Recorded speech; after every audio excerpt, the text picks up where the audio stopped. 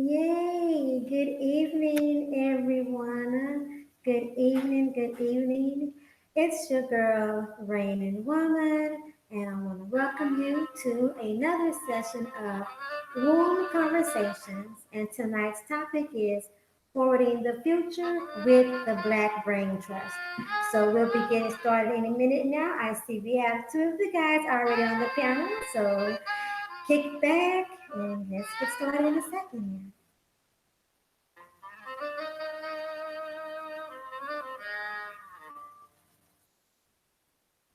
Of course, the music in the background is being provided by Dr. Sax Love. I'm going to lower the volume on that.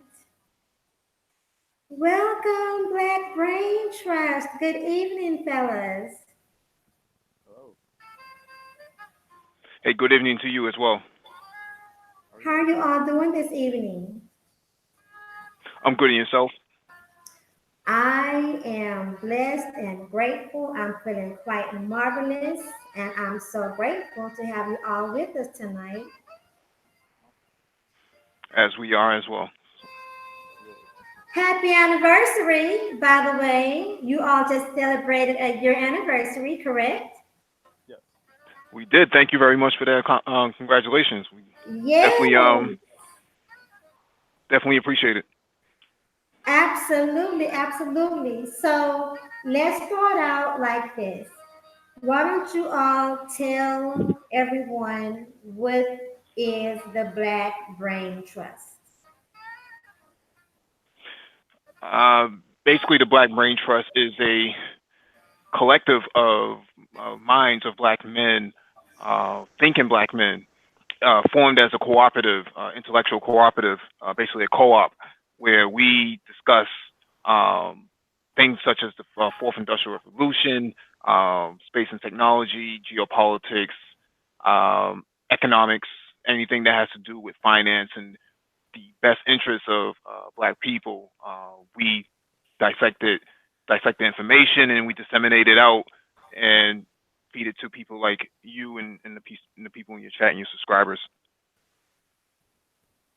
Awesome. And who all makes up the Black Brain Trust? Who are the members? Um, it's quite a few of us actually. I can't hear Complex, you. you need to put some mic. You need to put Oh, some volume on your mic, brother. okay. All right. How do I sound now? Do I sound okay? Louder. Okay. Okay. Give me just a second. Go ahead, Mike. Go ahead and answer the question. Uh, Mute yourself, please. Um, when the so myself, Complex, with one of the founding members, Lionel, is the actual originator of it. He came up with the idea that we should actually do something like this. Um, we spun off from BGS, which is Black Gnostic Speak. So we all met there. There's a few other members that are not here as well. We have Jack Charles. We have uh, Christian Madison. Um, we have new members as well, such as Paul Bryant. Our consigliere is Nagone 11. You see him in the Manosphere a lot, so he's our consigliere. Um, who else? Oh, Dollar Will. Dollar Will's another one. And we have some new members as well, guys like Super Triz who are definitely subject matter experts. So that's what we kind of focus on is who's going to be contributing and who's not going to contribute, right? So Mhm. again, guys like Super Triz are like our subject matter expert in healthcare. I believe he works in cardiovascular. Um, you also have guys like MOT, Man of Tomorrow, who's also a contributor as well. Um, there's a variety of people who come and go. You don't always frequently see them, but you know they make up a large constituency of our membership. How do I sound now? Put some more You volume on it, sound a brother. little distant. I don't know what that's about. Okay. Give me a second. Why don't you try this complex design? Why don't you try maybe exiting and coming back in? Okay, we'll do. And we'll wait for you. So, in the meantime, Mike V, can Yes. you tell me what is your specific interest or your expertise in the Black Brain Trust?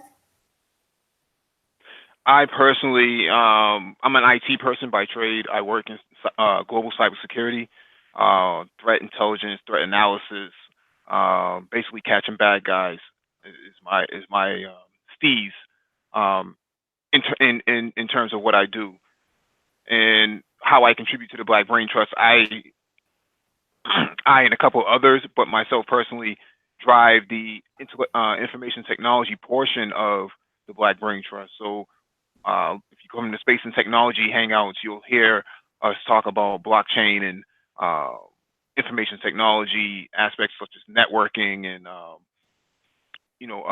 software development, things of that nature. I kind of come in and I fill that area, that void, which is the subject matter expert piece, the SME piece. Uh, I also was one of the contributors to the space portion of the space and technology. It used to be broken up differently. It used to be technology and then space, and now we've taken the two and combining them together for that very reason. How do I sound now? Do I sound okay? You Sound a sound little bit better. better, bro. Yes, you Does that definitely sound good? sound better. Okay. All right. Cool. Cool. Thank you. So, complex design, Yes. Mike V just shared his expertise in the Black Brain Trust, and can you do the same? Sure. And you can call me Ulysses. That's my name. That's like my real name. So you can call me Okay, Ulysses. Ulysses? Yeah, Ulysses. Yeah, yeah, yeah. So my expertise, gosh. Well, actually, there was a sister channel that was created. It was called Business Wealth and Power. That was started with my partner, Anti Gravity. He's also part of the Brain Trust, one of the first original members as well. Um, and he's a 22 year old economics grad. Very very sharp young brother.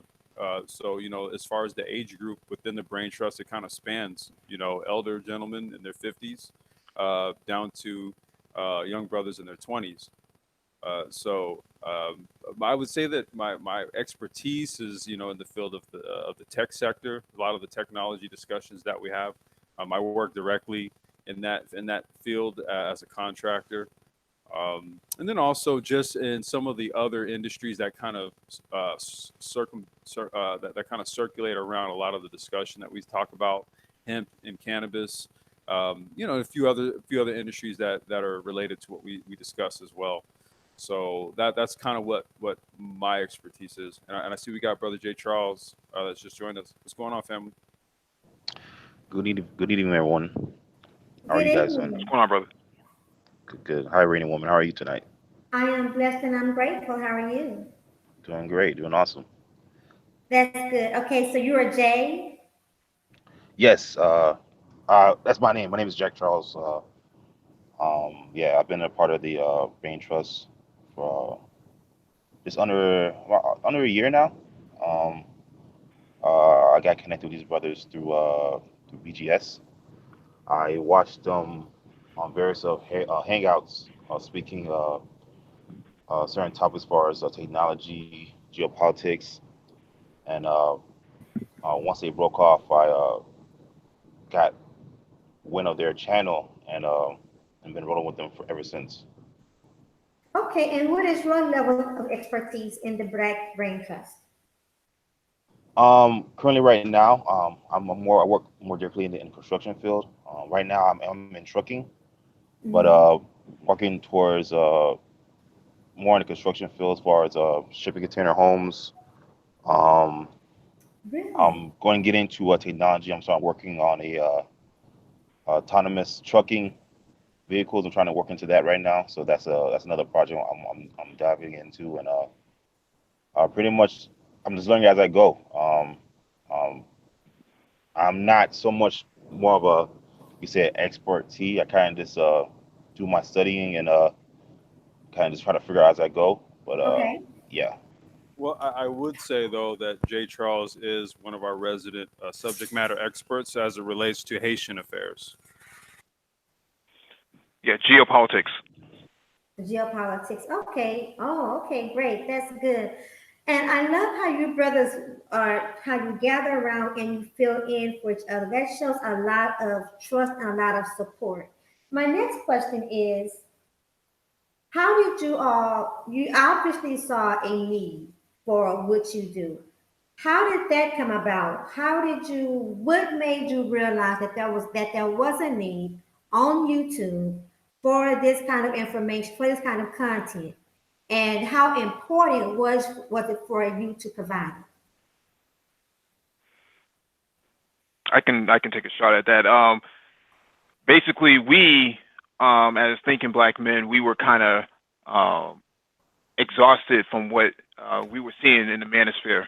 Manosphere being the black manosphere where black people congregate, black men congregate, and we wanted more from our duration and being within this space. So being who we are, we wanted to have we sought out different sorts of different channels for content, and we weren't getting anywhere with a lot of the content that was being posted. A lot of the content was focused on women, male bashing, a lot of sexual activity. Just not something that we felt was germane to our best interest in what's coming with this fourth industrial revolution. So we decided that a change is needed.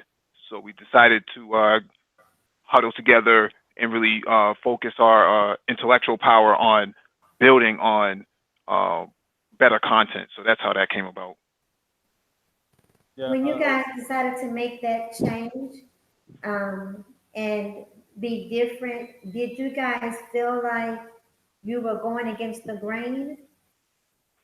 I think I think in the venue that we came from, we were going against the grain largely, and I think that it's more just kind of part of the course of what mirrors real life or actual life. When you're sort of like an outlier in your group, what you do may be in conflict with what the group is accustomed to. So these were things that I think they kind of just more or less mirrored our real life experiences. So um, it wasn't anything that we were unfamiliar with. Let's just say. But yeah, Okay. yeah, yeah, yeah, definitely. That actually fell in line with one of my other questions as far as how does your content on YouTube and your channel, how does it relate to you guys in your life outside of YouTube? So my next question is, do you all have a relationship with each other outside of YouTube that enables you or enhances you to work together on YouTube? So I believe a couple of members do have relationships outside of YouTube. I personally have not met the portion of members on the panel, but we're working on that. That's coming. That's coming in the next few seasons. So a lot of that stuff is gonna take place very soon, if not in the near future. I have met a couple people from YouTube, but they're not a part of the Brain Trust. So at this moment. Yeah, we haven't. There hasn't been formal meetings, but there have been business partnerships that have been struck. And then not only that, but there's also just been a lot of just global strategizing, if you will. So we do talk with each other on the phone outside of YouTube. A lot of our hangouts consist of very in-depth conversations that actually take place offline. So there's what we present on YouTube is literally just based on the dockets we provide. There's so much more that goes on though outside of that. Mm-hmm. Absolutely. Okay. So one thing I can say that you have successfully done is you have you've been an example of how we can take a platform like YouTube and make it purposeful for coming together and actually build a team unified and actually be helpful for not just yourself but other people. And how would you say that how would you say that came about for you all, as far as any kind of ease, or what was needed in each of you personality wise, and which I would say relationship wise, to make that happen, and confidence wise, and also being men, having the ego thing. How were you guys able to put things that were unnecessary aside in order to accomplish what you accomplished? Jay Charles, you wanna grab this one? Sure. That's an awesome question. I think if you look back in history, it all comes down to we all have to have a common goal, right? Mm-hmm. We all men, right? We need to be builders, and I think once you have confidence in the things you already have built, Mm-hmm. goals you already have achieved, you realize that to achieve something great, it takes teamwork, and we all meeting together in a common place already at that level. So we're ready to put each other differences aside, and unless we do have differences, which we do because we do have a different views, we're able to intelligently talk things out, right? Yes. Um, we devoid of emotion, and we get to the bottom of things, and we move forward. So I think what makes us so successful with that is that we all understand that we are our important and integral part of our mission, right? Mm-hmm. Which is to Mm-hmm. inform the people, to bring a new level of complex thought amongst the Black community, and we just stick to the mission, and we're willing to be persistent and to sacrifice, you know, our differences to achieve that goal. And that's what makes men great. That's what makes people great. That's how they achieve great things, is through sacrifice. Yes. And that's my two bit on it. I agree. Do either of you other guys want to add to that? Go ahead, Mike. No, I was just going to say that I think Jack Charles pretty much hit the nail on the head. Uh, we are pretty similar in how we think in terms of a group. So for us, being subject matter experts at what we do, our confidence comes from a lot of the knowledge that we've already possessed to begin with. Um, and the ability to cooperate with each other only comes from being structured to begin with. One of the reasons why I subscribed to BGS in the beginning was he's a very structured person in how he does his research and analysis. I myself do the same exact thing. The rest of the members on the panel do the same exact thing. So we do read, we do put a lot of emphasis behind analysis, and we do have our confidence really just comes from being well read. Okay. Thank you. Now, my next question is talking about the manosphere. You all found yourself, or you all migrated to the manosphere for a particular reason or particular reasons. Dealing with the matriarch, I'm assuming, or why don't you tell me, instead of me guessing, why don't you all tell me how you migrated to the manosphere, and if what you're doing now is enhanced, or has it satisfied what you went to the what reasons you migrated towards the manosphere? Well, I would say that I actually I kind of stumbled upon the manosphere, and it wasn't for women related reasons. Just to give you a quick background into my own personal history. I was actually happily married. I'm actually a widowed single father. You're Uh, what? I'm sorry, Ulysses. yeah. You Am I? sound different again. Oh, I do. Okay. I think it's just my mic. I don't know if you can hear me now, or do I need Oh to? yes, that's better. Yes, that's Okay. better. Okay. So I'm actually, I was actually happily married. I'm a widowed single father. Oh my. So, I don't have, I don't, I don't necessarily have the same, uh, I guess you could say, outlook on a Uh-huh. lot of these types of things with regards to, relationships and interactions between men and women. I have a different experience and a different perspective. So I didn't find the manosphere because I was having lady problems. Okay. I really kind of just stumbled upon it because of my geopolitical interests. Uh, BGS was an elder black man who spoke intelligently about very complex subjects. So from there, I started getting involved with some of his hangouts based on the subject matter. Now, what I found was that what kind of came along with the manosphere was a lot of the other issues that a lot of other people who comprise of the manosphere are largely experiencing. Mhm. I would say that those types of things aren't necessarily they're not, well, I wouldn't even say necessarily, they're not the focus of what our collective is about. Okay. So yeah, but how I actually stumbled upon it wasn't through anything woman related. Okay. Let me take a second to acknowledge some very personal information that you just shared about you being a widow. My heart goes out to you, Thank you, and sis. my thought goes out to you because number one, that's very personal and that's vulnerable, and you didn't have to share that. So I recognize that you shared it, and I thank you for your humility and your vulnerability in sharing. And may the Most High, your faith, and however you get through, whatever energy or power source you tap into, continue to strengthen you on the rest of your journey, whether it be in love again or just raising your children, however it may be.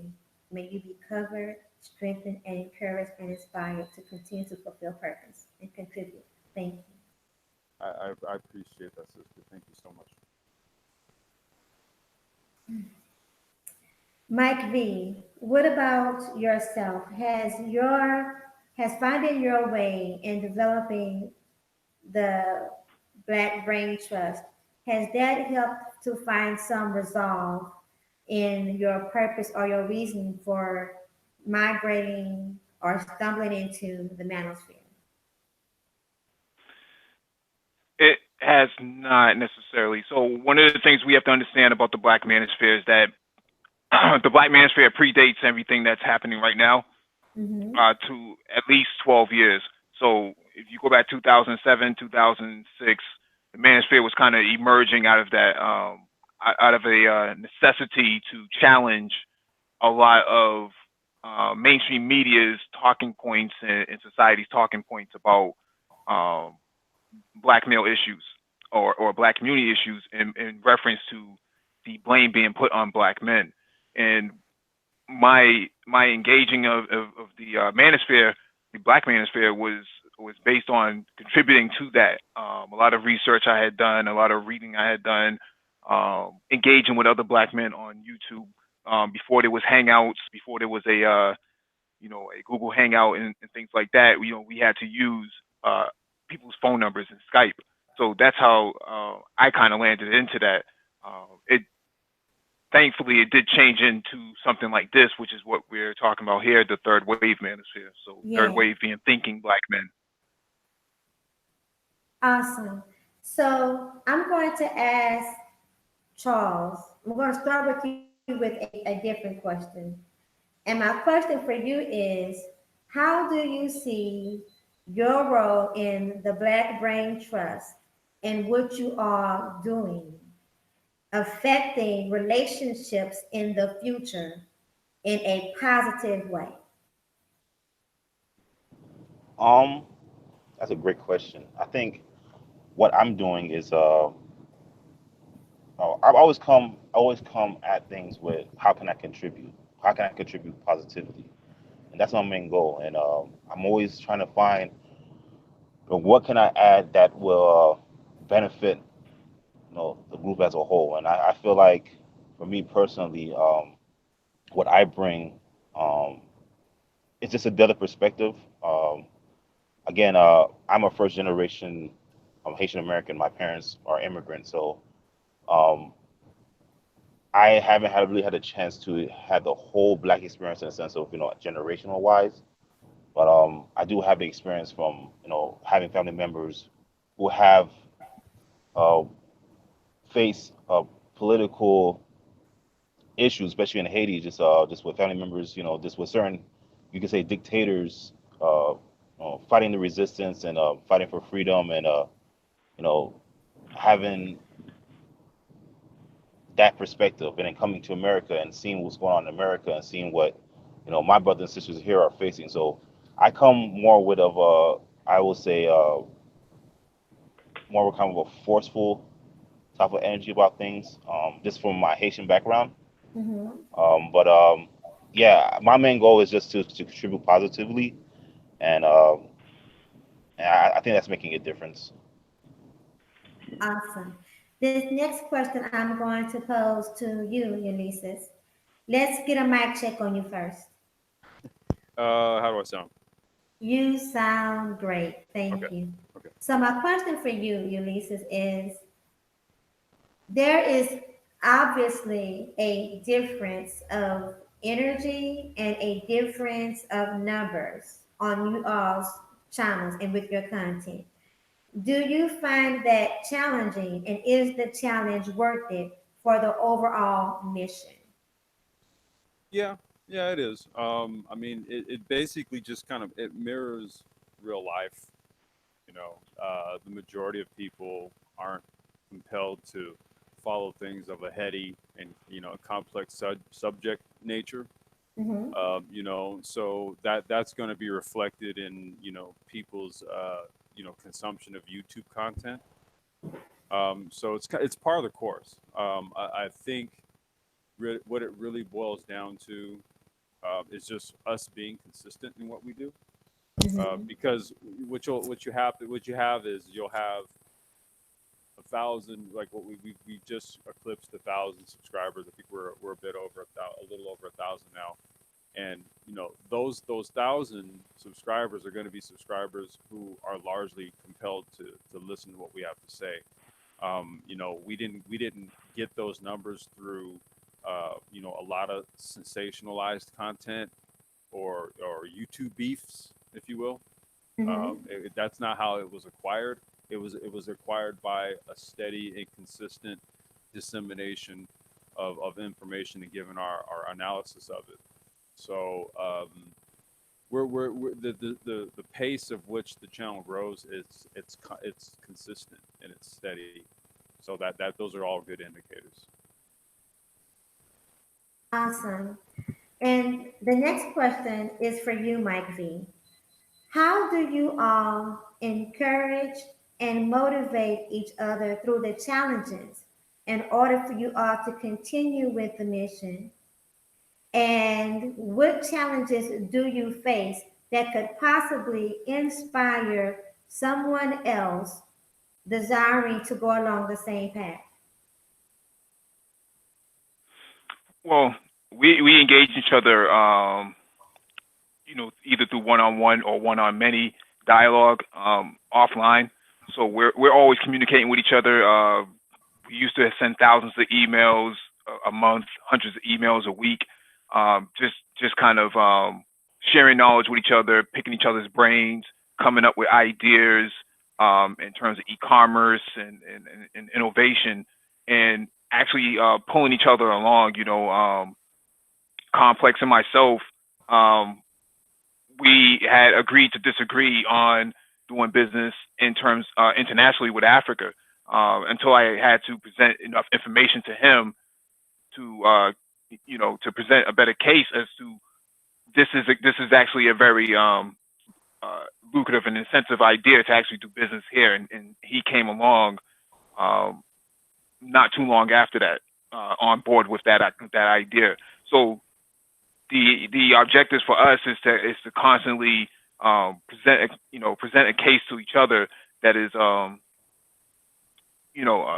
make it palatable and digestible for each and every one of us to engage. We're not trying to tear each other's heads off and things like that. Like how you see on other channels. We definitely try to coach each other along. I'm not familiar with 100% familiar with what Complex does. Complex isn't always 100% familiar with what I do, and so on and so forth in terms of the group. So sharing that knowledge, leaning on each other. Typically most people have to Google for information. We don't Google. We don't really Google, right? We actually lean on each other's in terms of things that we need to know.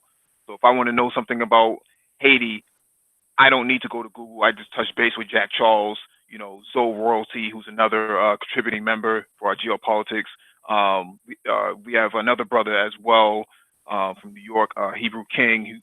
We have so many other people that we can just lean on that brings cohesion to the group. So some of the challenges that we just face is mostly about time. We just don't have, there's not enough time in the day, not enough time in the week for us to actually do the things that we want to do. So Yeah, I like to add to that. If I may. Absolutely. Um, I think I agree 100% with what Mike is saying.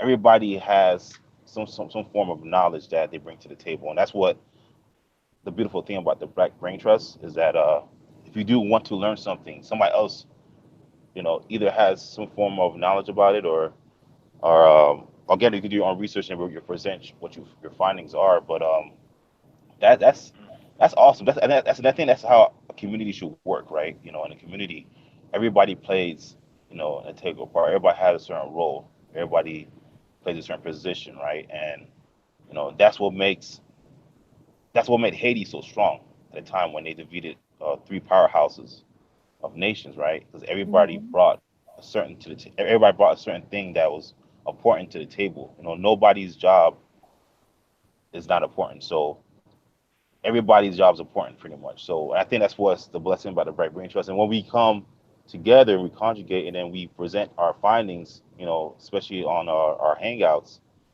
somebody could search the manosphere.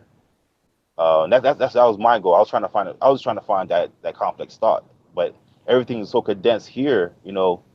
Sometimes you got to re-listen to some of the hangouts to make sure you didn't catch anything. So I think that's what's important. Everybody's important. Everybody brings something to the table. It don't matter if it's somebody who's in the corporate world or somebody who works in blue collar. Somebody can bring something to the table.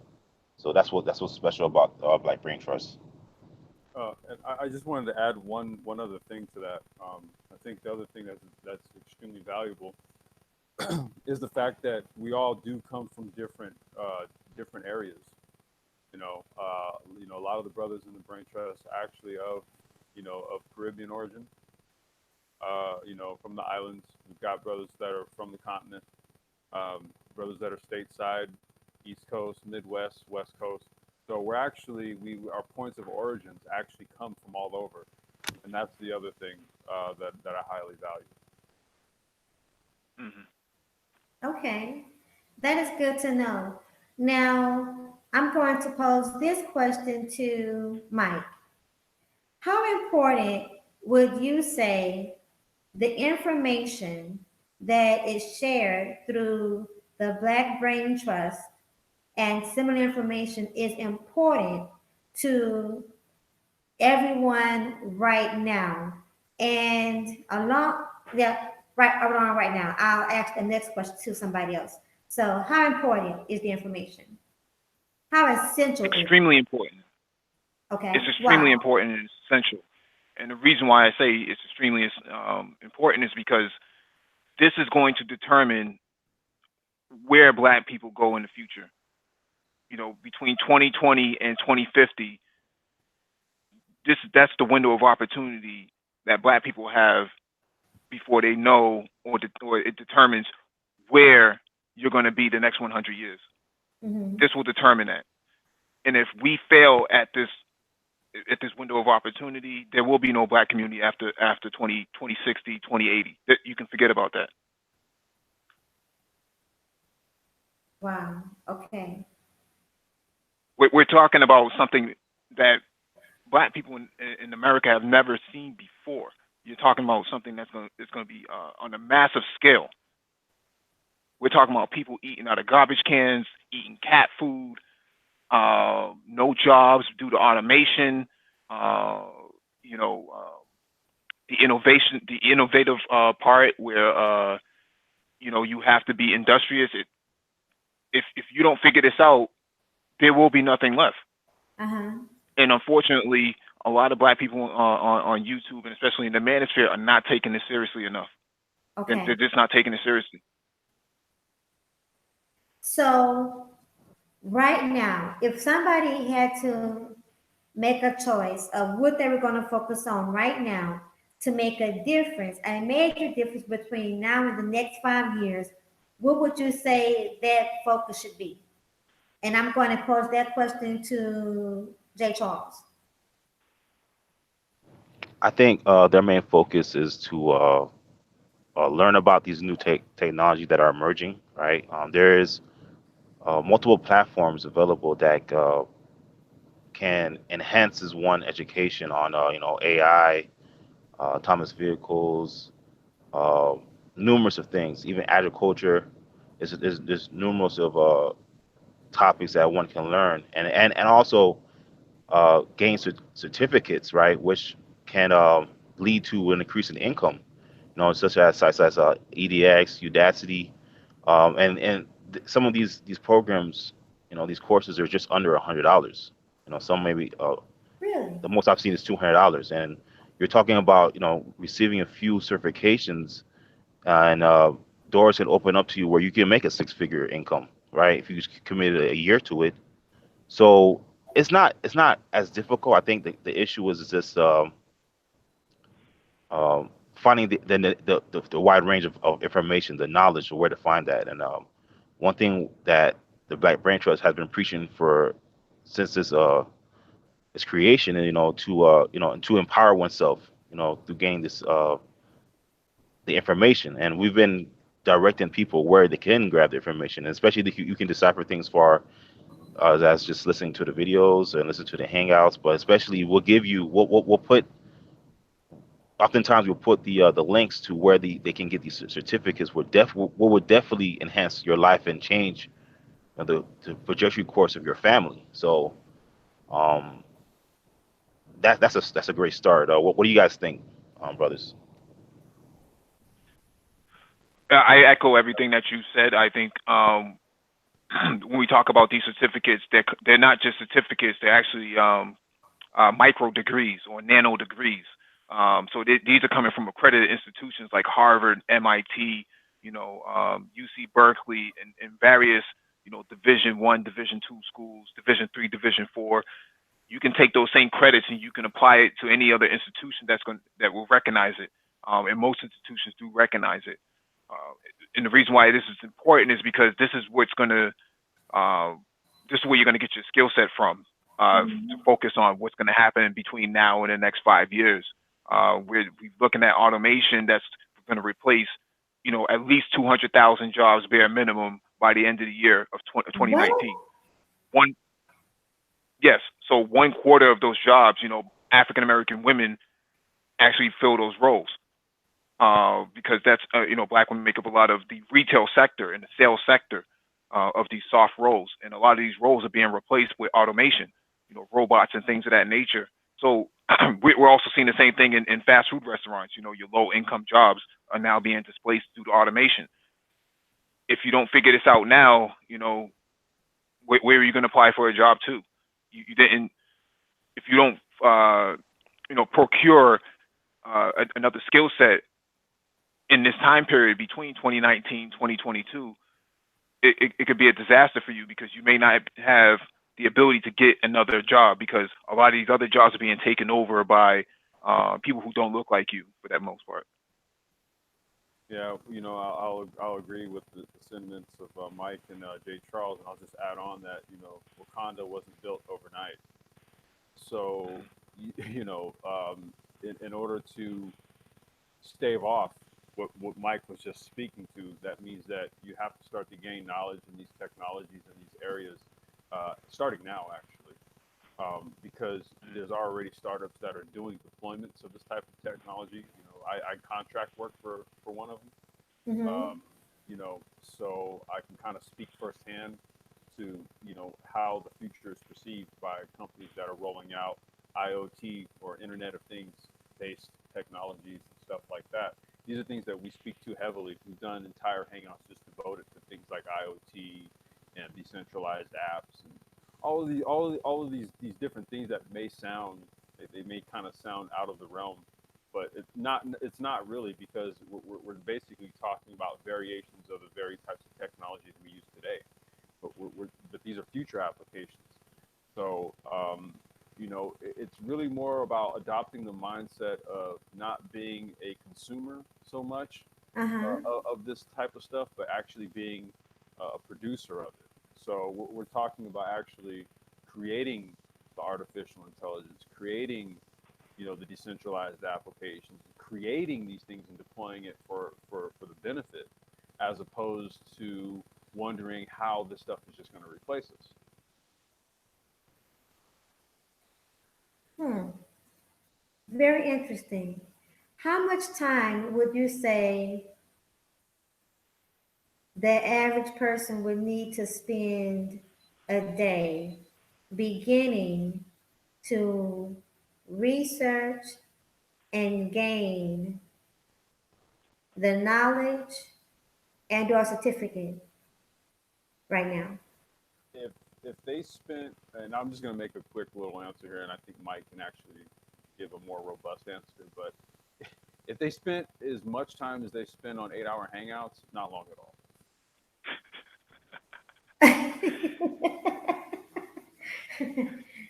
Yeah, those 8-hour hangouts. Okay. So basically, if Yeah. we have, So go ahead. I'm sorry. Go ahead. no, that's fine. 8 hour hangout is actually true. A lot of these micro degrees, nano degrees only require 8 hours a week of contribution of your contribution. So you're talking maybe about 12 weeks of at best 12 weeks. There's 52 weeks in the year, so 12 weeks is not a whole lot of time, and they're only asking for you to contribute 8 hours. That's that's pretty. That seems pretty reasonable in my opinion. It's just a matter of what is it that you're trying to do, and what are the opportunities available. So I agree. Is there some sort of test, like a personality test or a psychology test, that can help people gauge what area they should go into, exactly where they fit, so that they can specifically focus on that and get a certificate? not necessarily, to my knowledge. This is why mentorship is very important. I'm a part of NISB, which is the National Society of Black Engineers, for Region One, which covers all of the tri-state and New England, as well as Africa. So one of the things that is necessary when you're going into this, you need to have a mentor in order to engage uh, where what your skill set is, and what your thoughts are, because you can tell the difference. I can tell the difference between a person who's a programmer versus a person who's an let's say a hardware engineer, right? People who work better with their hands typically get into the hardware aspect, and people who are very inquisitive, they tend to be fundamentally programmers, right? They like to write code, or they like to do a lot of analysis. So that those are the two dichotomies between sort of personalities for a person, to really figure out where they're going to go. Uh, for example, a lot of women that I've worked with, and had to mentor, the way they think, they do a lot of multitasking. So a lot of multitasking is very beneficial for people who are involved in the programming aspect of writing code and doing data analysis and things of that nature. So that's the best effort you can actually get out of it, is actually to engage a mentor. Okay. And how can someone find a mentor? Oh, there's quite a few places. National Urban League, National Society of Black Engineers. I would also say YouTube is a great source. LinkedIn is a great source. Uh, what's the other one I was going to speak to? Yeah, I think I said Meetup. So yeah, Meetup. Look for meetups in your area. Those are very good resources as well. You can find a lot of good people on there. Yeah, Okay. you'd be surprised what you can find on YouTube when you're not listening to 8 hour hangouts. 1 second here. Let's see what we have going on in the chat. Let's see if we have any questions for you all for the chat room, and if not, I will proceed. Um, so far, you guys are getting a lot of greetings. I did see that someone, Sarah Nisu, said he had never heard of you all before, and so now he'll be able to connect with you all and for the information. You have some familiar faces. You have Rael is here. Yeah, peace, Ryle. Hmm. DC, I think, is familiar with you all. And Hmm. welcome everyone. Welcome BK Hammer. Welcome Hamlin Jones, Poetic Kale, Saronisu, Health Rate and Real Talk. Everyone in the chat room. I don't see any questions right now. So thank you all. And thank you, mods, by the way, for getting out the information. So how would you say right now where we are with technology and the artificial intelligence, how will it affect interpersonal relationships and communication within the next 5 years? Ulysses, you want to take that on? How will how will technology affect interpersonal relationships? Yes, yes. How will technology, because like right now, what I'm seeing is younger people, and even now, people in my own age bracket, I'm in my 40s, so even people in my age bracket are beginning to have less skills, so less socialization skills in person than what was happening in times past. People are spending more time on their cell phone. They feel more comfortable with text messages or messages on social media versus speaking in person. So, how do you see things shifting or worsening or getting better in the next 5 years with technology increasing? Ooh, okay. Well, let me just first off, let me tell you, I'm a part of the 40 Club also, so you're not alone.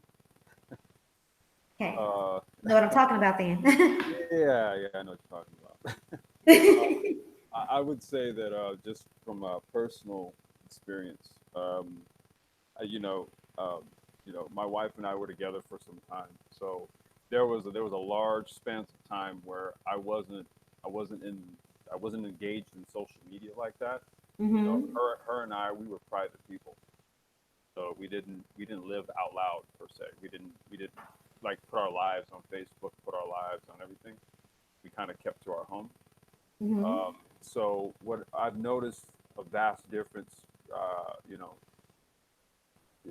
becoming a single man again, and seeing like the difference between the last time I was single till now, and it's a night and day difference. It's literally like a 180-degree flip from how things were just maybe even like 10 years ago. Mm-hmm. Because the majority of communication is done through like text messaging, like kind of text based. So what happens is that you don't get familiar with the vibratory tone of the other person's voice. It doesn't become an entrained sort of thing. You also lose inflection in verbal communication. You don't get tone. There's a lot of things that is devoid, right? That you these are sort of like the intrinsic elements of communication and interpersonal communication. And so when you strip all of that away, and then you're reading just shorthand text, you miss feeling, you miss inflection, you miss tone, emotion. All of these things are stripped away from the mode of communication. Mm-hmm. So now we kind of find ourselves in a paradigm where this is largely the way things are done. So even in interpersonal interactions, it's all dating app based, right? It's like we kind of moved away, and then there's also social drivers that kind of dictate a lot of this too. Me Too movements and things of that sort, where now men have to largely sort of curb their natural impetus to actually engage the female folk, Mm-hmm. right? So so much is actually technology and otherwise, but to relegate it back to technology, technology has kind of stripped away a lot of the detail and communication that we have.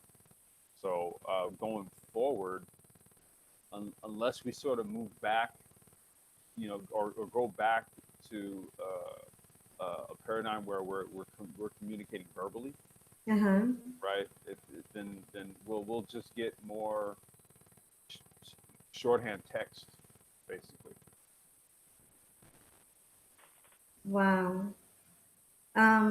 Thank you, Ulysses. Let me ask this question to Mike. How do you see, no, what do you see can be done now to help encourage and improve interpersonal relationship skills now before it gets too out of hand and we lose total disconnect with each other? You're gonna have to go back to the basics of people meeting in person and meeting offline. I know that social media has created unnecessary introverts. You know, people who typically would have never been introverts have been introverted by the technology itself. Uh, Sometimes when I'm dealing with my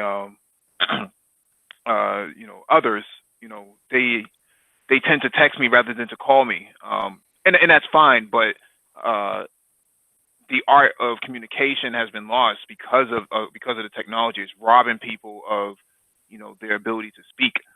Uh, and it's also robbing people of their literacy. So now, like a person had texted me a while ago, and instead of typing OF for of, they just type OV, and I'm scratching my head and I'm saying this is really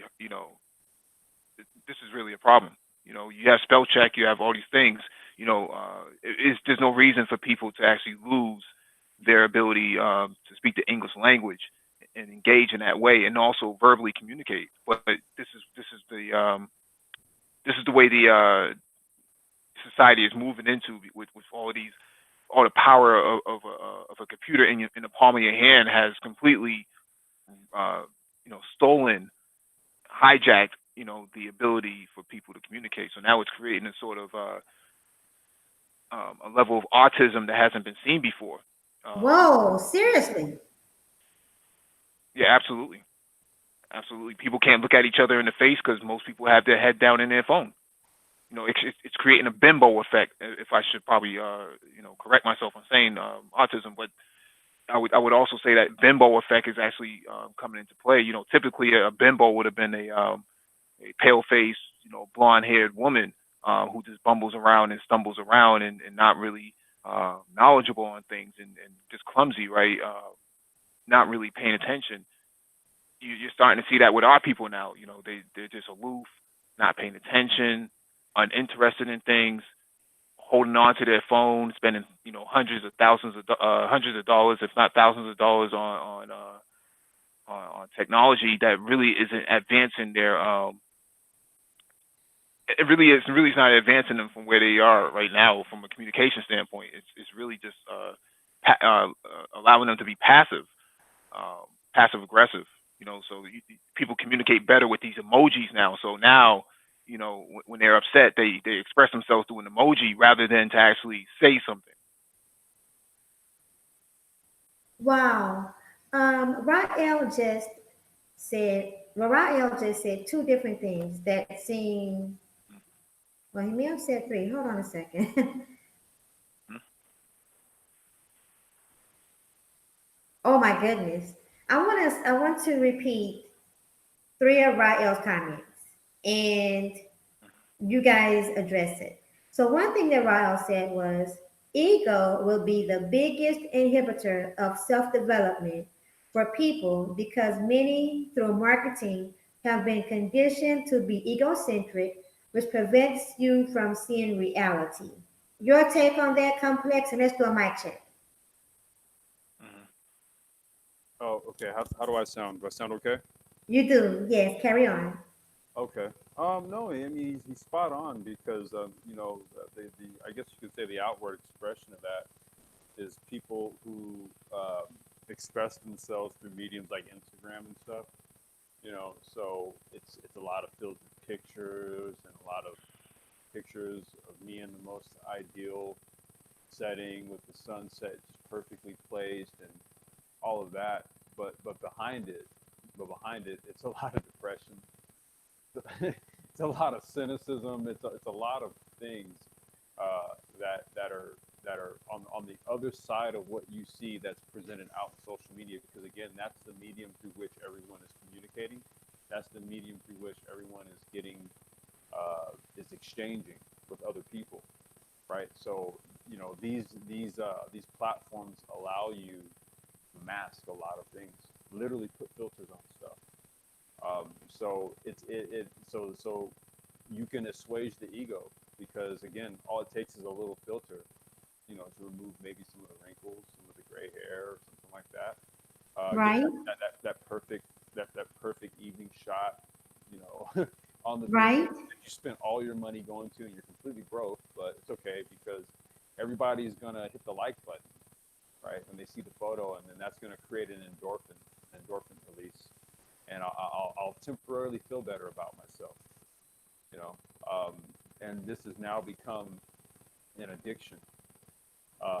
And Ooh, As Mike said, it's filtered on down into Black society, and what you find is that it's on the negative end of the spectrum in terms of its expression, right? So if how Black folks do, they're going to get on Instagram, they're going to do the most on it, and just to get that same exchange, so that I can get that endorphin release, so that it boosts my ego. It's nothing different. It's part of the course. Jay Charles, you want to weigh in? J. Charles? Yeah. Oh, okay. Yes. There was a study done by a psychologist who was associated with NPR. I think his name is Gene Twenge, and he did a study which showed that amongst teens, that teens who spend at least 4 to 5 hours on their handheld devices are 71% more likely to commit suicide. Right. So obviously there is an issue there, right?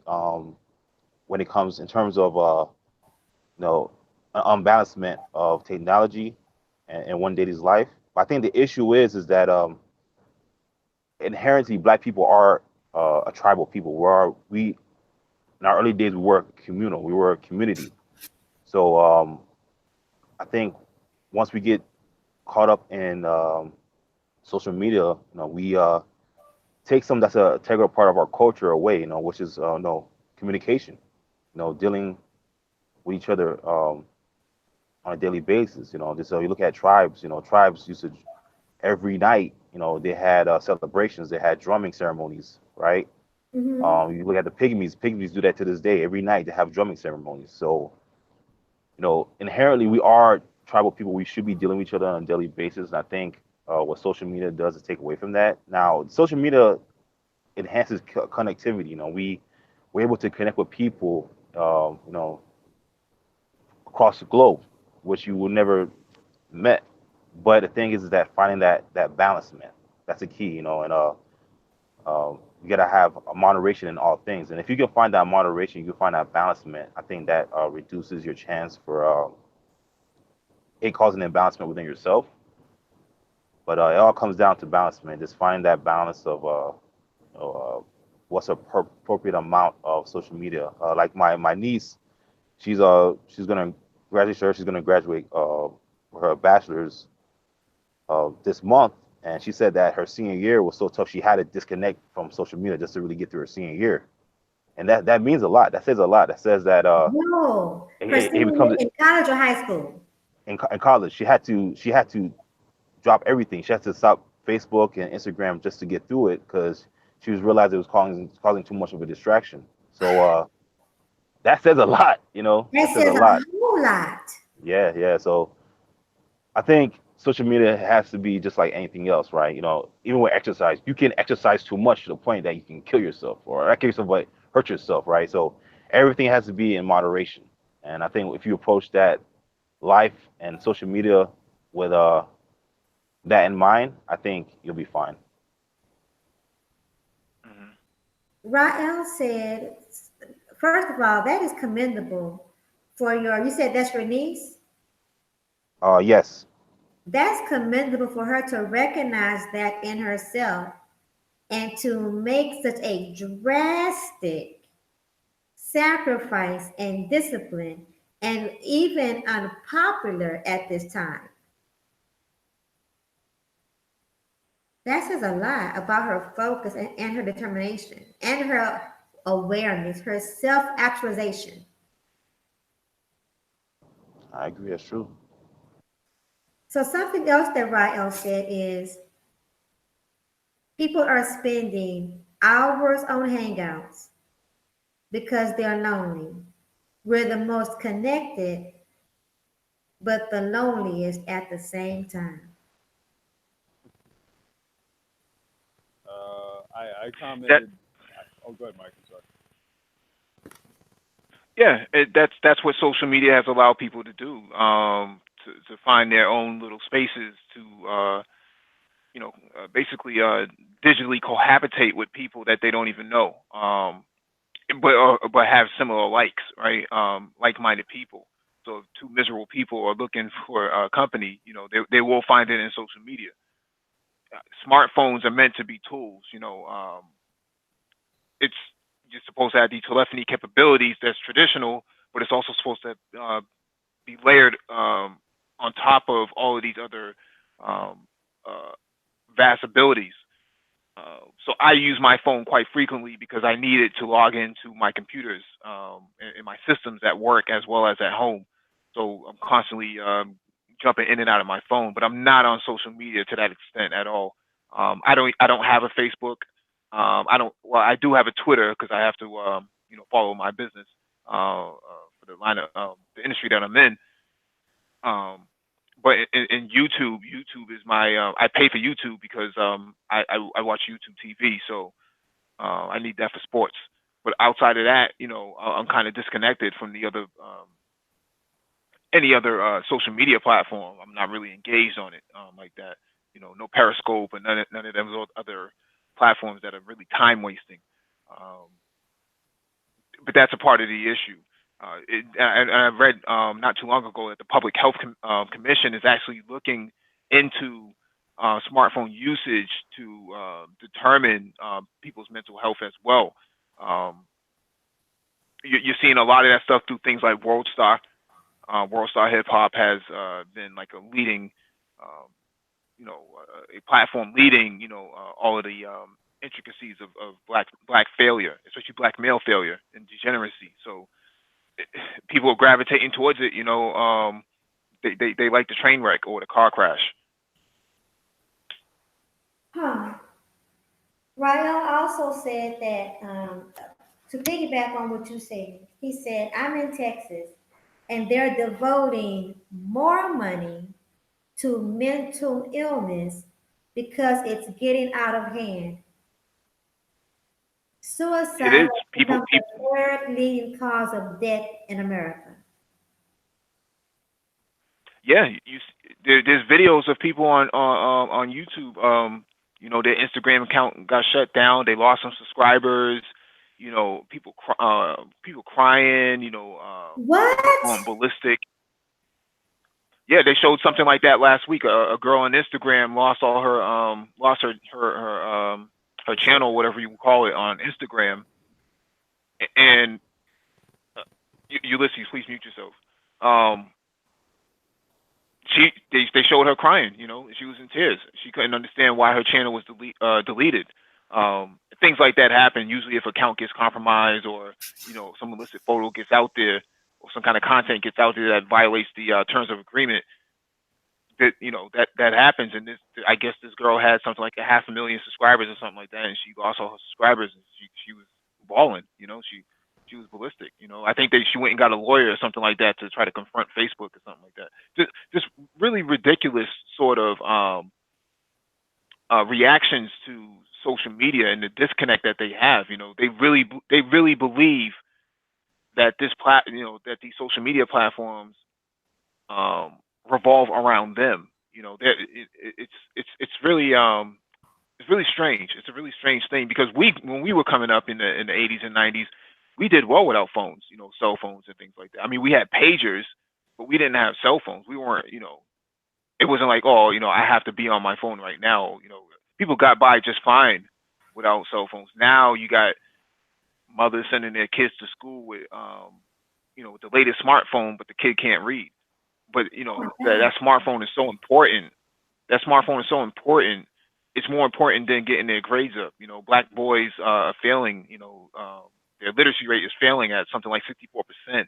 You know, in households where black women have higher levels of education, and you know, they're more interested in what's going on in social media than actually attending to their children.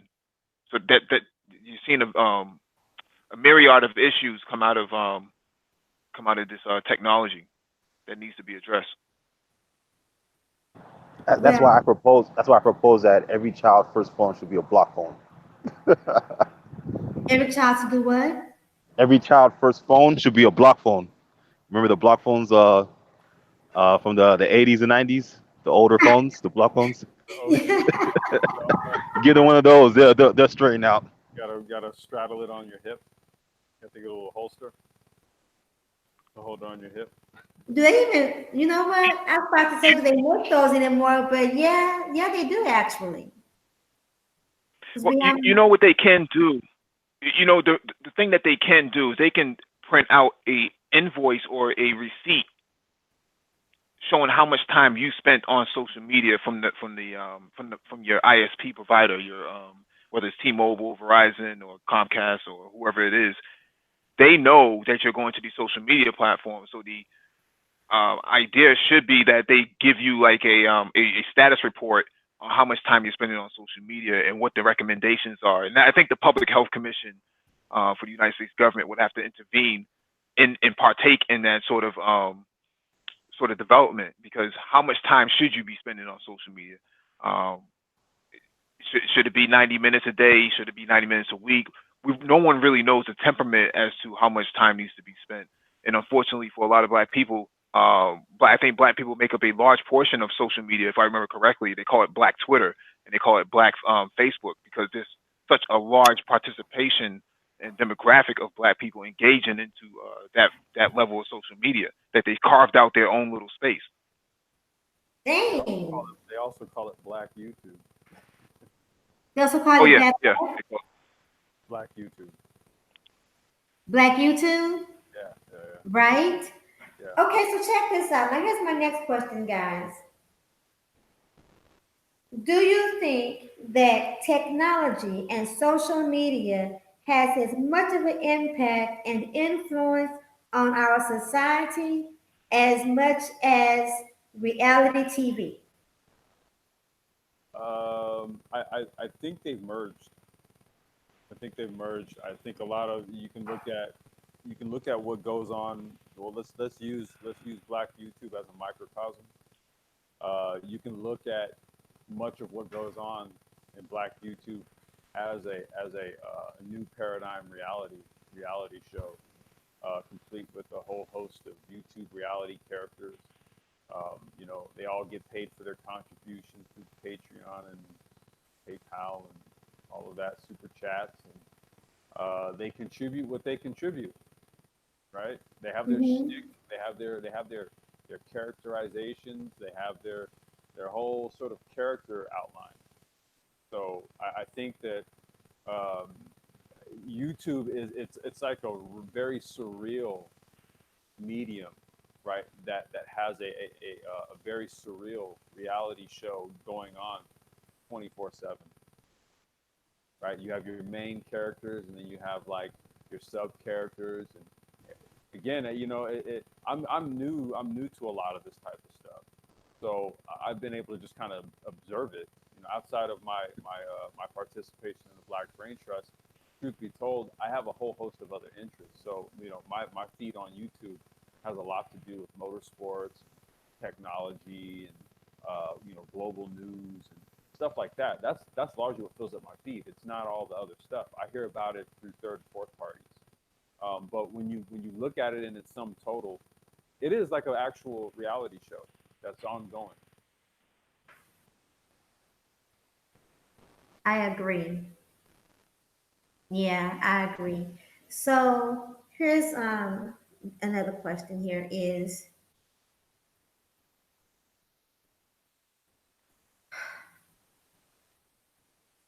with where we are right now with our social interaction or the lack thereof and technology. I mean, this era that we're in, as you guys have stated, and it's recognizable by many of us, is not going away. So if we're already distant from each other, and we realize that the only way that we can really get back into engaging is to go back to some of the older ways of engaging. How do you see, or do you see it possible that people will actually have long and fulfilling marriages and families if they do not be able to find the balance with technology and get back to some of the traditional way of relating? Mike, you want to take that one first? Yeah, I'll take a shot at that. So, you know, social media, the technology, the smartphones, the tablets, is a part of the environment. It's a part of the environment. It's a component and of the infrastructure itself. So the environment has changed so drastically that marriage has become elusive to a lot of women and a lot of men, especially the women, because they have access to the same opportunities that men have. So they don't see the value in getting married, and men, especially black men, have been shut out of the capitalist system for so long that they really don't have a whole lot to get married for, if that makes any sense. We have a lot of we have a lot of people who are just completely disconnected, and hookup culture has taken over. Apps like Tinder and these other random apps, even YouTube. People. I know a few people on YouTube in the manosphere who have gotten married over the years. So people have met through YouTube. Um, so there are some positives there, and then there are some negatives. More negatives than outweigh the positives. Um, the people who are looking for marriage will eventually get married. The people who are not looking for marriage will be the ones who clutter up. You know the uh, the algorithms in some of these social media platforms that allow people to connect now, more so than they did before. Can you repeat the Randy? Can you repeat that question? Speak. I'm sorry. Can you? Oh, I'm sorry. Can you repeat that question? Oh, the question was, how do you see, with as distant as we are right now, with technology being where it is, how do you see marriages and families being long term or lasting in the future with technology advancing to the point that it is?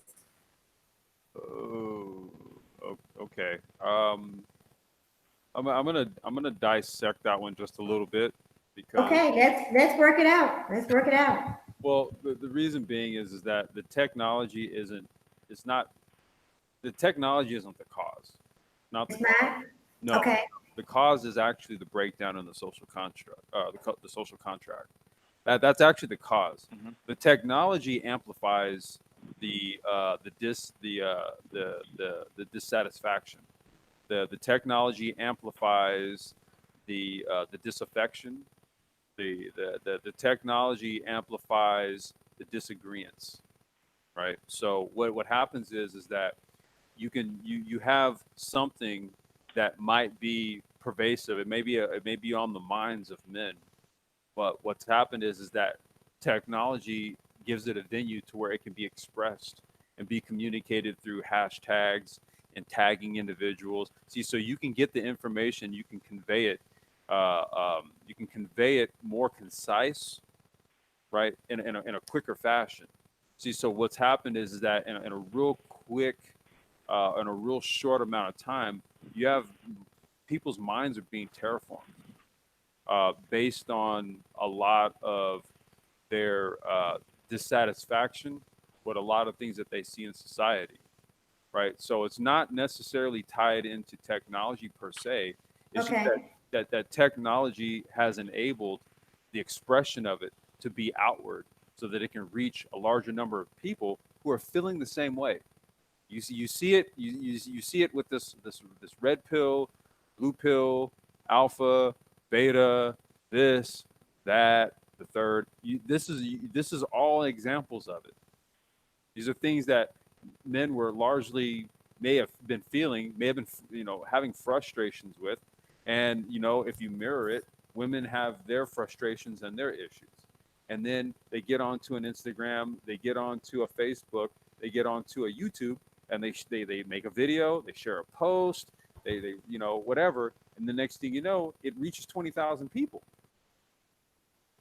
Okay, so the technology has just enabled people to be more connected, and so that means that it's more of a communication tool, right? So negative or positive, I can get my thought across to people in very short fashion. And what we largely have is a lot of frustrated people communicating right now, right? So what I'm saying is that let's put the technology aside and let's just look at man to woman interactions and what's going on just in black society, black culture. Okay, if you put the technology aside, the technology has nothing to do with what's going on. There's been a lot of bad shit going on. Pardon my language. There's been That's okay. there's a lot of bad stuff that's been going on without the technology. The technology just communicates it to a large audience quicker. Hmm. Well said. It, I also want to add in the fact that you have things called sex dolls now. You also have this kind of herbivore sort of thing going on in places like Japan. Where men are just not engaging with women. You know what? Yeah, that's true. And as a matter of fact, I've seen where if it's not fully developed, they were developing some sort of sex machine for women. Oh, They have they have they have these toys for women that are driven by apps on their phone. They're connected through what? Bluetooth. Yeah, literally,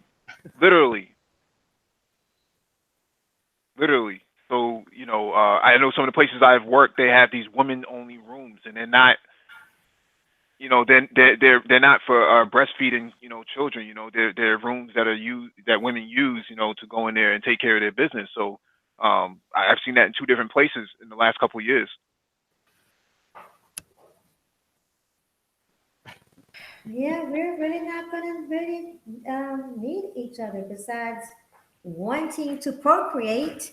Um, Well, it I seems, think that even that desire um, is largely being uh, it might be more of an ingrained thing for women, especially like for a lot of younger men, millennial men. wait a minute, complex, Hmm. Yeah. mic check. Oh, okay. Wait. Hold on.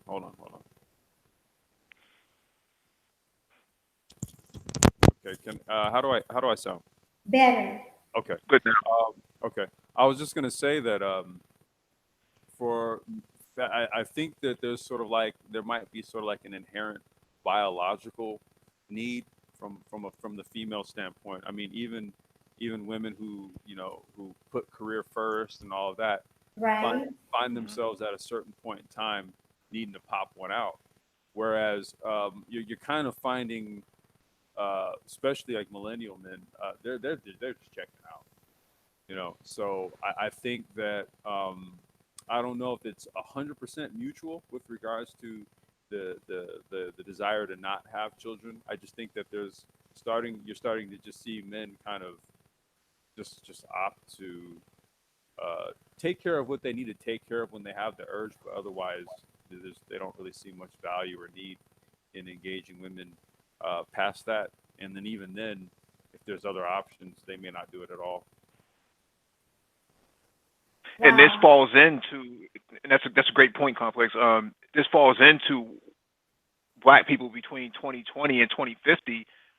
The reproductive nature that's happening in the black community is so low. It's not enough to replenish anything after 2090, 2095.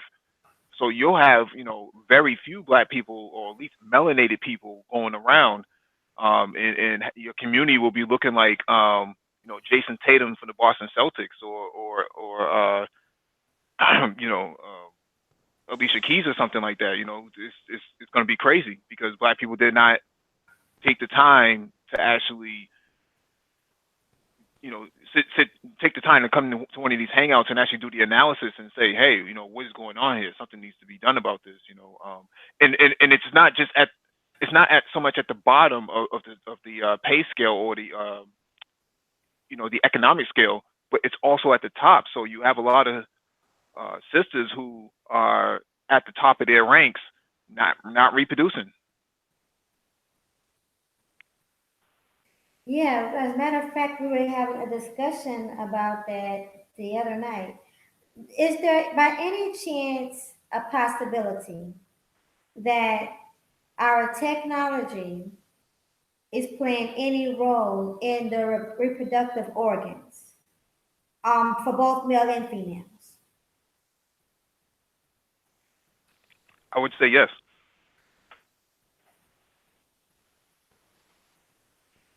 Um,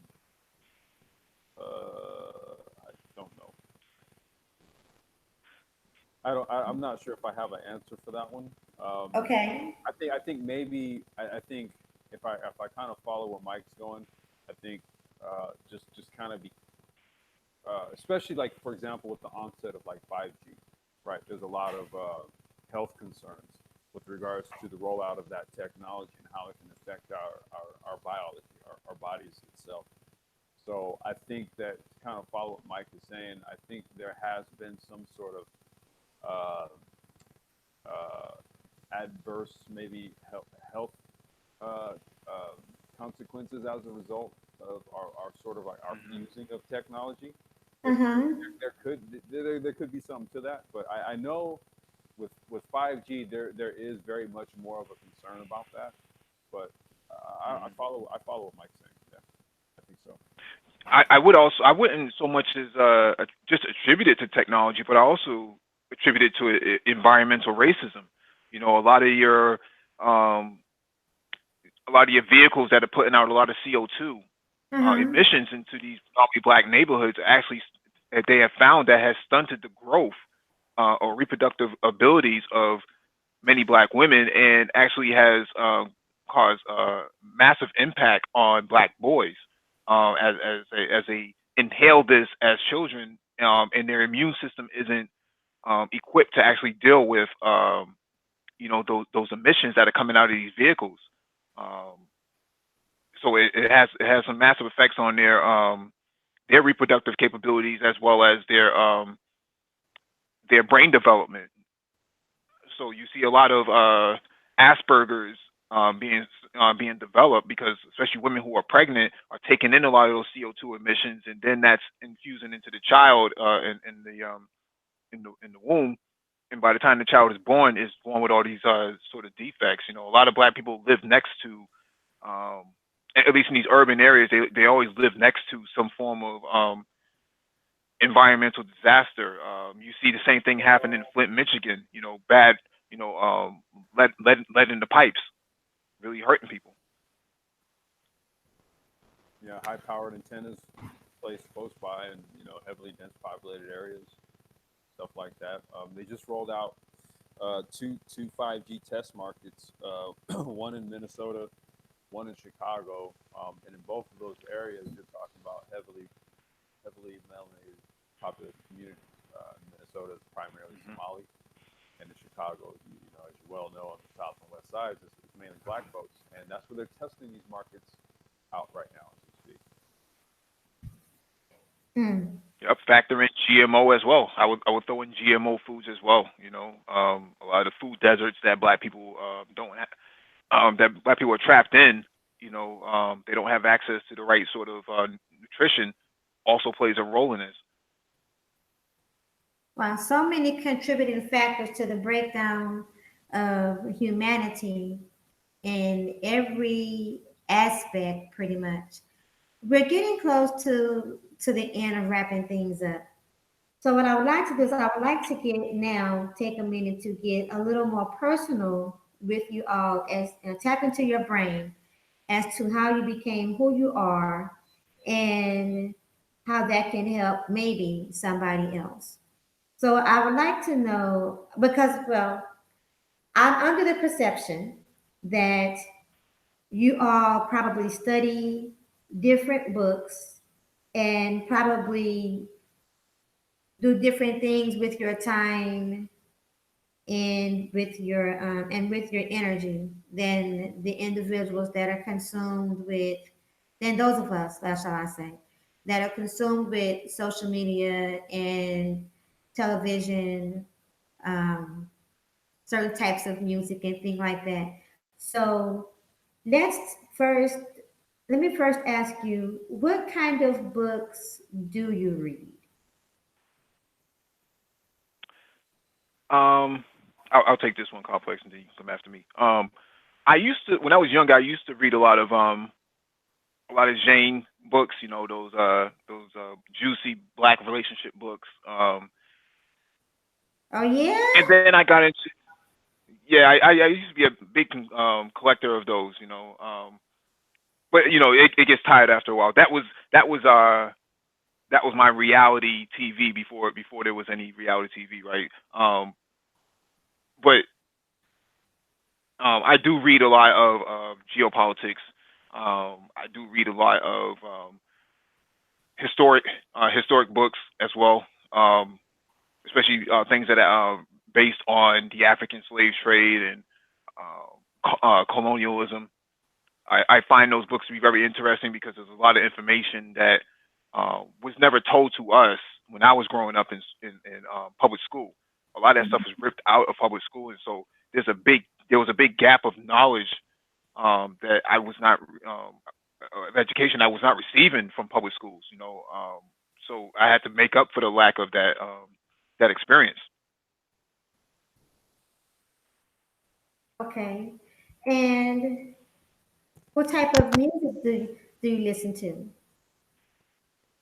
I'm a big R&B person. I like a lot of the '80s and '90s R&B, Aaron Hall, Guy, um, Silk, and all that good stuff that came out back then when you had those male groups and those female groups, and before there was any sort of Fruity Loops and all this other crappy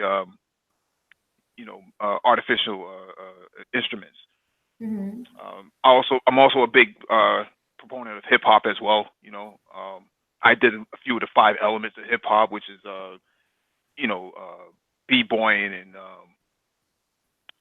graffiti. So I played a lot in that area. Okay, okay. Okay. And what about yourself, Ulysses? Okay. Do I sound okay? Nicole was saying that my Yep. mic is low. Okay. All right. Wait. So wait. I can start with the books, right? Yes. Yep. Okay. Well, pretty much, like when I was just like kind of growing up, I was one of those kids that I just read anything, like pretty much just whatever it was, I just read it. Like if it had words, I just read it. Like it didn't really matter what it was, I just read stuff. Um, you know, I, I like literally I'd read anything. I mean, I discovered like my stepdad's Kama Sutra books at 14. I read through those like a bunch of times. It taught me a lot, right? And taught me a whole Uh-huh. lot, going into the future. But that's another subject. And then Hmm. I would also read like I, I used to read like a lot of the like Dr. York stuff back in the day when I was in high school. Anybody who's up on Mhm. like Dr. York, Malachi York. Um, Yes, I'm familiar with Malachi York. okay, so I was reading that type of stuff like in the mid '90s in high school. And then Mhm. I got, I would read again just pretty much anything I get my hands on. So if it was like, like occult books like Fire and Ice, on like Hmm. Saturnian worship, and I would read stuff. I would read stuff like what else would I read? I would pretty much just read anything. I even had like a little bit of an occult book collection going on at one time, and Uh-huh. I gave it to my friend, so he has all that stuff now. I don't really have a use for it anymore. But I didn't I really I didn't have like a filter really. I would just kind of take stuff in because I was just like, okay, well, at the end of the day, these are all just words, right? So I'm just gonna read stuff and I'll just try to like understand it. And that kind of prepped me to kind of be the type of person that I am ultimately. I can kind of see where it's now useful as an adult. I kind of prep my mind to really just be able to absorb information and then kind of filter what I need and then keep things that I need and then discard whatever I don't need. So in terms of just reading, I would read anything literally. I would just read anything. In terms of music, I was a huge hip hop junkie. Even on I still co-own a label with my good friend. We ran it. We ran it for over 10 plus years. Even on my channel, I have all the back catalog music on there. But I'm kind of like musically trained in hip hop. Um, my first foray actually into global business was actually as a vinyl record distributor and dealer. So I had a global distribution network where I just distributed. I would dig and collect records. Jazz, funk, soul, hip hop rarities, promos, all that type of stuff, and I was a dealer. So musically, I think that a lot of my reading kind of filtered into the music because it became encyclopedic. In order for me to know records, I'd have to read like the label, the year, the liner notes, who produced what, and then be able to from an encyclopedic standpoint, be able to like source records when somebody asked me for something. So I think reading kind of prepped me for doing what I did in music for a time. But I'm like Mike. Also, I'm a big appreciator of like 80s and 90s R&B. Even some of the early 2000s stuff was cool. But then old funk, soul. I'm also like big into like like a lot. I like a lot of rock music too. I listen to a lot. I listen to everything jazz, whatever. Country is like the only thing I don't listen to, but everything else is like cool. So I kind of just been like just a global sponge, if you will. Mhm. Wow.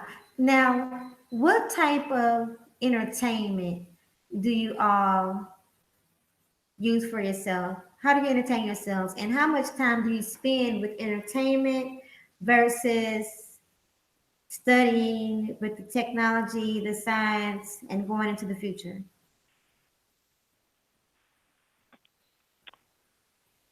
So you ask how do we entertain ourselves Yes. now? So Yes. I entertain myself through sports. I'm a big proponent of CrossFit, so I work out pretty regularly. So I'm into CrossFit. I actually trained a bunch of people today, early this morning. Um, Also, I engage into a lot of solidarity work. I doesn't sound fun, but to me, I'm all about organizing people on the ground for a bigger cause. Uh-huh. So I get a lot of thrill out of that. I also do a lot of mentorship as well, working with National Society of Black Engineers, other platforms as well. Uh, so I get a lot of my kicks out of seeing other people do better based on my contribution. Well, Yeah.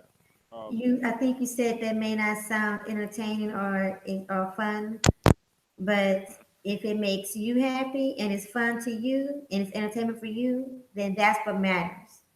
And therefore, it entertains me. So that's what I was asking for. Hmm. well, I have a lively 7-year-old daughter. Um, Okay. yeah, and so that's my little lady. So You know, a lot of time is spent with her, and you know, she kind of like this daddy's, you know, road dog, if you will. Oh. Yeah, yeah. So you know, for me, it's if it's not kind of just hanging out and doing things with her, stuff like that. You know, I have I race go karts and other stuff professionally when I have the time and when I can. Uh-huh. So you know, for me, motorsports is a big thing. I spend a lot of time watching motorsports. I spend a lot of time studying it. Um, you know, because it's good for mental repetition.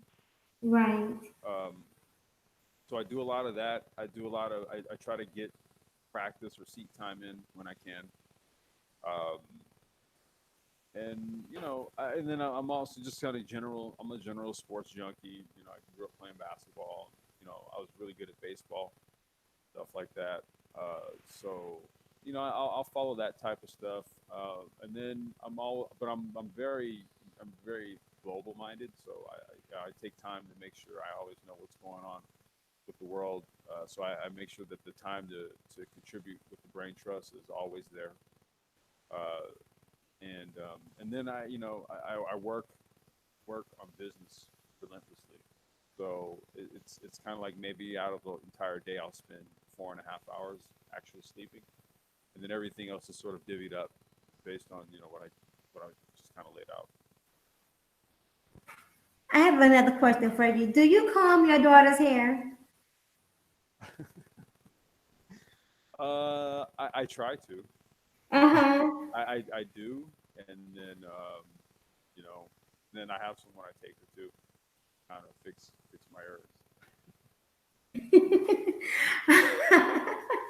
That is I don't know why, but when you said you have a 7-year-old daughter, Yeah. and maybe it's the female in me, maybe it's the woman in me, right? And the nurturing me, but I just pictured you.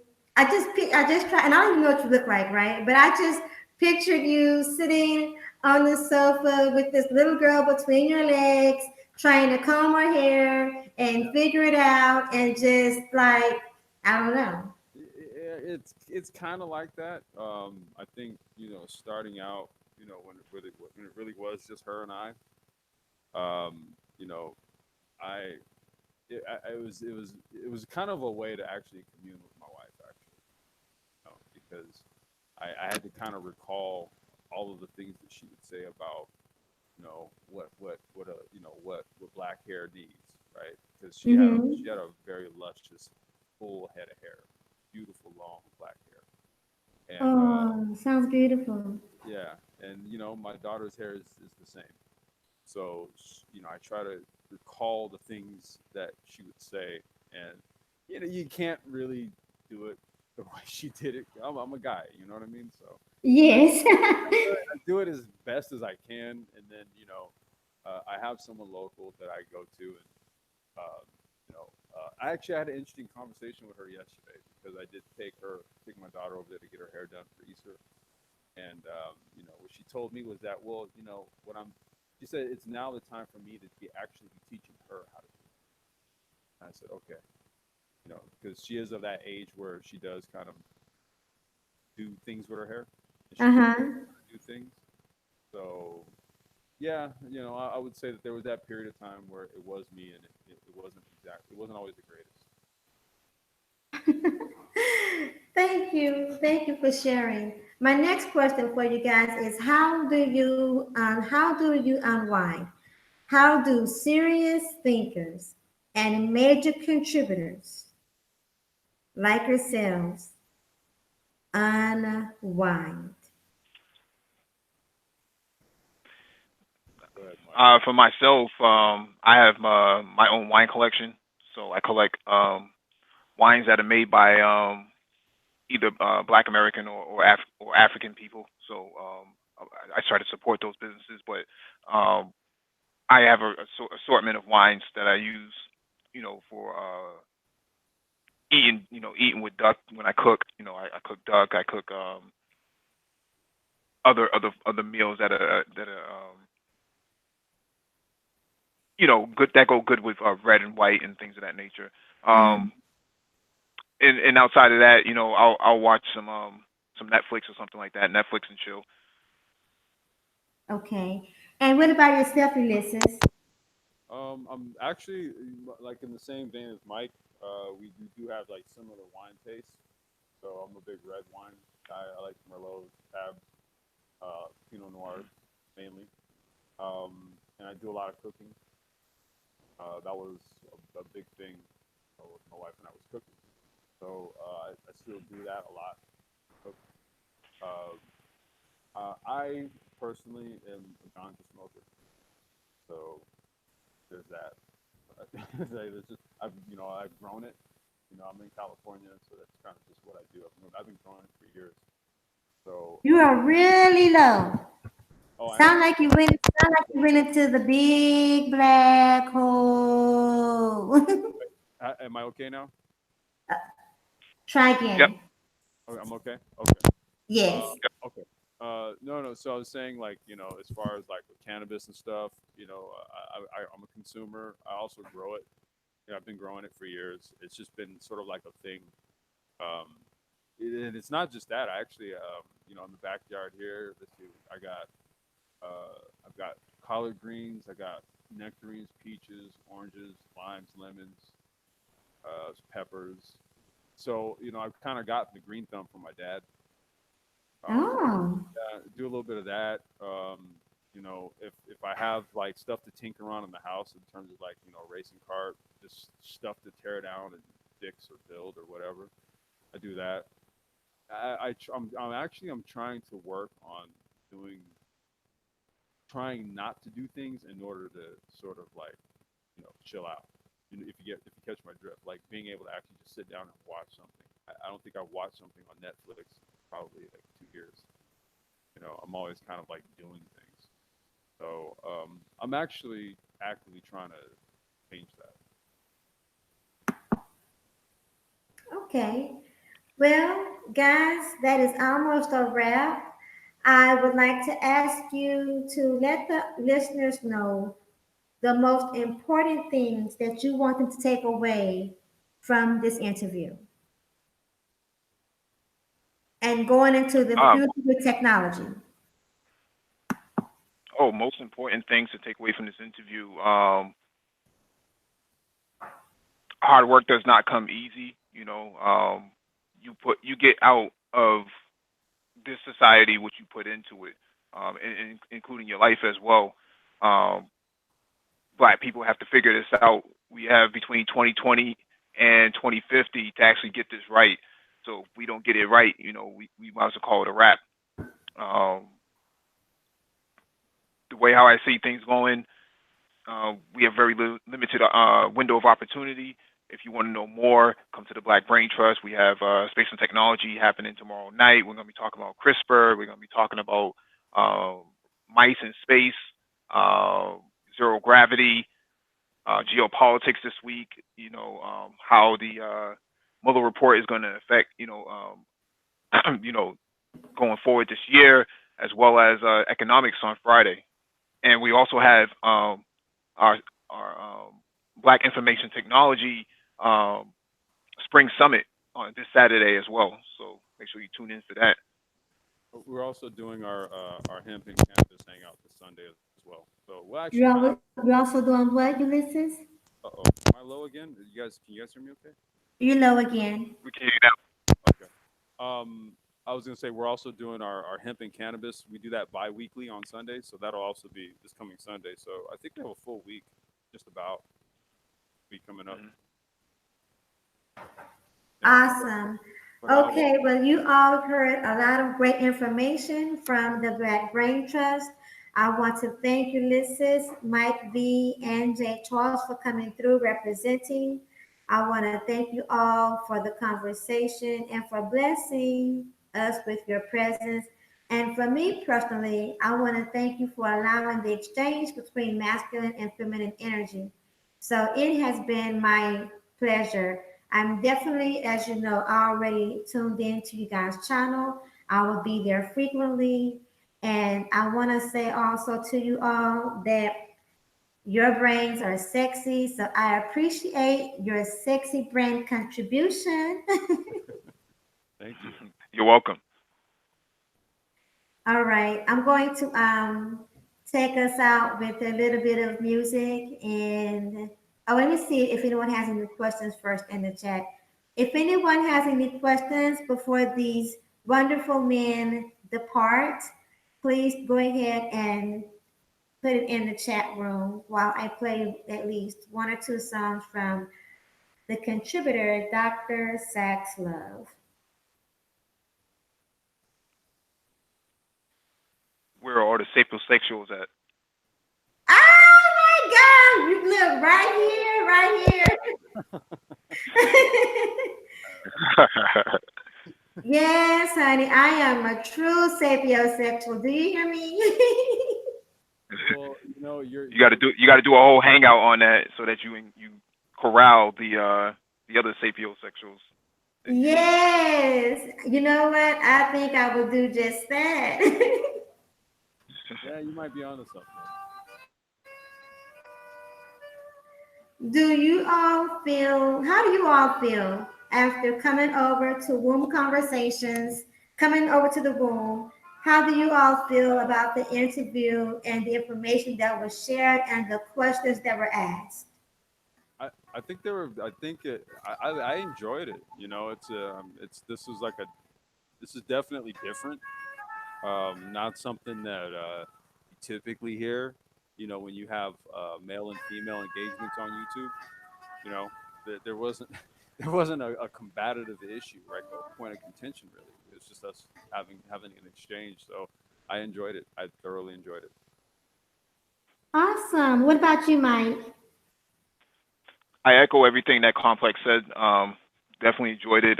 Wish you had more subscribers. We're gonna try to get you up to 500 by reposting your link on our channel, and maybe get you to 1,000. Hopefully, get that Awesome super sauce. chat money.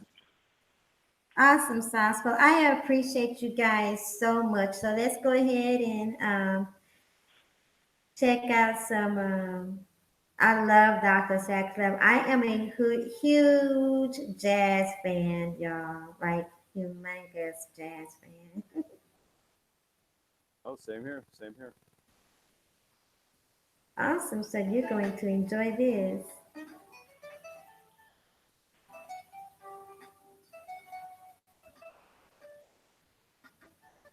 Welcome, Davateo. And Matt, thank you, Matt, for coming through. Rael, thank you. Ibmore, Nicole Ali, your girl was over here, y'all. And everyone else has been greeted. There are no questions. So we'll just finish out with Dr. Sax Love, share the links. And thank you, LaShawn. And I'm so honored and I'm so humbled to have had this moment with you all and to share you with the audience. So, sexy brains matter, intellectuals matter. We're going into the future, forward in the future with the Black Brain Trust.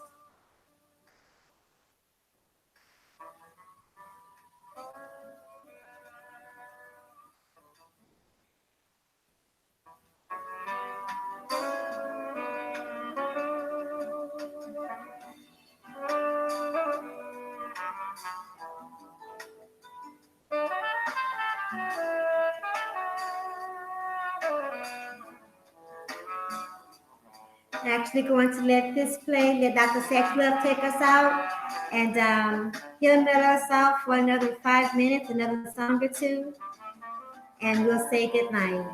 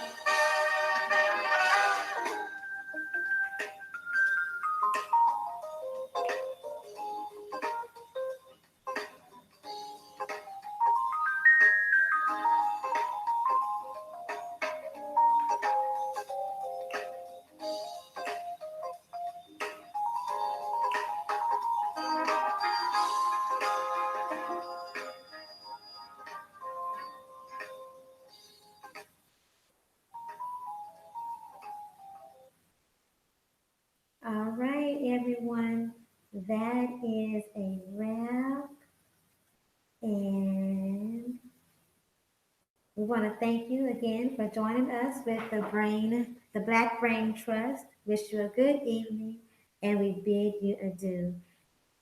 Good night, everyone.